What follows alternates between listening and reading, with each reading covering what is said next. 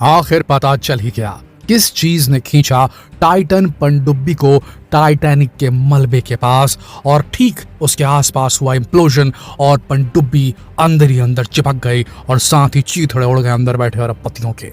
वो चीज कौन सी थी, इसे समझने के लिए पहले आपको क्रोनोलॉजी समझनी होगी। क्रोनोलॉजी कि किस प्रकार से ये जो घटनाक्रम है ये हुआ, और इस घटनाक्रम के पीछे जो सबसे बड़ा कल्प्रिट है वो निकल कर सामने आ रहा है खुद का खुद ओशन गेट। जी हाँ, अभी वैसे तो जांच चल ही रही है, लेकिन जांच के नतीजे आने से पहले कुछ ऐसे पॉइंटर्स सामने आए हैं, कुछ ऐसे क्लूज सामने आए हैं जो साबित करते हैं कि इसमें गलती कहीं ना कहीं पनडुब्बी की ही थी। जी हाँ दोस्तों, आपको बता दें रविवार को यूएस नेवी जो थी उसे एक कैटास्ट्रोफिक इम्प्लोजन का साउंड उसने कैप्चर किया था, लेकिन वो जानते नहीं थे कि किसका है। ये ठीक उसी वक्त का था जब समझ लीजिए कि टाइटन पनडुब्बी का संपर्क उसकी मदरशिप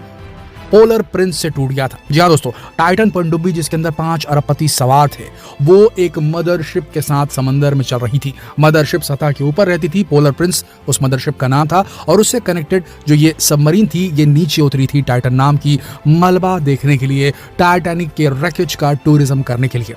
8 घंटे का ये डीप डाइव था जिसमें 4 घंटे ऊपर से नीचे और नीचे से ऊपर जाने के लगने थे और 4 घंटे मलबा दिखाने के लगने थे। लेकिन खबर जो सामने आ रही है वो कुछ इस प्रकार से है। यूएस नेवी को एक कैटास्ट्रोफिक इम्प्लोजन की ऑडियो प्राप्त होती है उनके सोनार डिवाइसेस के ऊपर में, और उसके बाद खबर आती है कि 5 बहुत ही एमिनेंट अरबपति जो हैं वो समंदर की गहराइयों में कहीं खो गए हैं, उनकी पनडुब्बी नहीं मिल पा रही है जो टाइटैनिक टूरिज्म के लिए गई थी। तभी यूएस नेवी को जैसे खबर मिलती है वो तुरंत कैनेडियन जो रेस्क्यू टीम है उससे बात करती है, और कैनेडियन टीम भी इसमें लग जाती है। एक सघन ऑपरेशन चला जाता है, सर्च ऑपरेशन चला जाता है, जिसमें आखिरकार जो कैनेडियन टीम है, जो कैनेडियन नेवी है, उसकी आरओवी को रिमोट ऑपरेटेड व्हीकल एक होता है, एक ऐसी छोटी सी रोबोटिक डिवाइस जिसे समंदर के अंदर उतारा जाता है, और वो जब स्कैन कर रही थी टाइटैनिक के आसपास, उसके मलबे के आसपास के इलाके को, तब उसे वो जगह दिखाई देती है जहां कुछ ऐसा दिखता है जैसे वहां कुछ फटा है, कुछ इंप्लोड हुआ है, और उसी के आसपास मिलता है उसे टेल कोन,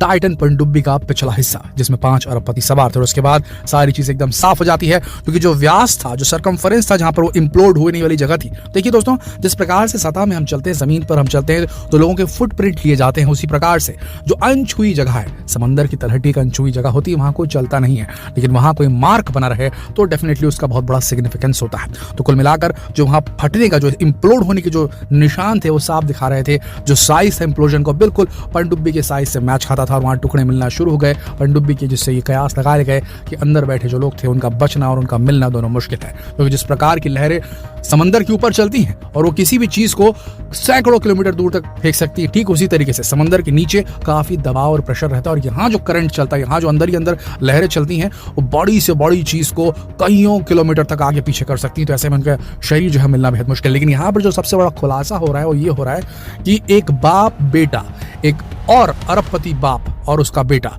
जो अरबपति उनका नाम है जे ब्लूम और उनके बेटे का नाम है शॉन ब्लूम, इन लोगों को भी अप्रोच किया गया था स्टॉकटन रश के द्वारा। स्टॉकटन रश कौन? जो कि ओशन गेट कंपनी के सीईओ थे, जिनका ये बेबी प्रोजेक्ट था, समझ लीजिए, ये जो टाइटन पनडुब्बी थी और उसमें बैठाकर लोगों को टाइटैनिक का टूरिज्म कराने का, टाइटैनिक के मलबे का टूरिज्म कराने का आइडिया समझ लीजिए इन्हीं की कंपनी का था। और उसके सीईओ थे स्टॉकटन रश, जो कि इस पनडुब्बी के अंदर भी बैठे थे, जो दुर्घटनाग्रस्त हो गई और इनकी भी जान चली गई। इसमें बताया जाता है कि स्टॉकटन रश ने जे ब्लूम और शॉन ब्लूम, इन बाप बेटे की जोड़ी को कांटेक्ट किया था कि वो भी हमारे साथ चले इस मिशन में, उन्हें भी ये टिकट सेल करना चाहते थे स्टॉकटन रश। लेकिन जे ब्लूम ने कहीं ना कहीं इसमें कुछ सस्पिशियस देखा, और उसके बाद उनके जो बेटे हैं शॉन ब्लूम, उनका कहना है कि मैंने जब इसे देखा, इस पनडुब्बी के डिजाइन के बारे में सुना स्टॉकटन रश से, तो मुझे डाउट हुआ और उन्हें लगा कि कहीं ये पनडुब्बी जो है ये भार सह पाएगी अथाह समंदर का, इतने गहरे समंदर का। इसका साइज देखिए बेहद छोटा है, साथ ही इसका जो मटेरियल था वो कार्बन फाइबर से बना था, कार्बन फाइबर और टाइटेनियम से मिलकर बना था। और खुद स्टॉकटन रश ने, और ऐसे कई सारे वीडियोस भी इंटरनेट पर अवेलेबल हैं जहां स्टॉकटन रश कहते हुए सुने जा रहे हैं कि हम रूल्स ब्रेक कर रहे हैं, हम ऐसे मटेरियल की तलाश में हैं जो ऐसी पनडुब्बी बनाए जो कम बजट में हमें समंदर की सतह के नीचे, एकदम नीचे तलहटी तक लेकर जाए, और उसमें उन्होंने सफलता प्राप्त कर ली है, ऐसा उनका कहना था। बाद में जे ब्लूम, जब उनका इंटरव्यू सामने आया, ये जे ब्लूम और शॉन ब्लूम थे, ये भी उस पनडुब्बी में सवार होने वाले थे, लेकिन एंड टाइम इन्होंने टिकट लेना अपना कैंसिल कर दिया और इन्हीं की जगह पाकिस्तानी बिजनेसमैन शहजादा दाऊद और उनके बेटे 19 साल बेटे थे उनके, वो शामिल हुए उसमें और वो अब नहीं रहे। तो जब ये खबर उन्होंने पढ़ी जे ब्लूम और शॉन ब्लूम ने कि जिस सीट पर शायद वो दोनों होने वाले थे, ये दोनों बाप और बेटे होने वाले थे, उनकी जगह कोई और बाप बेटा शहीद हो गया है इस पनडुब्बी की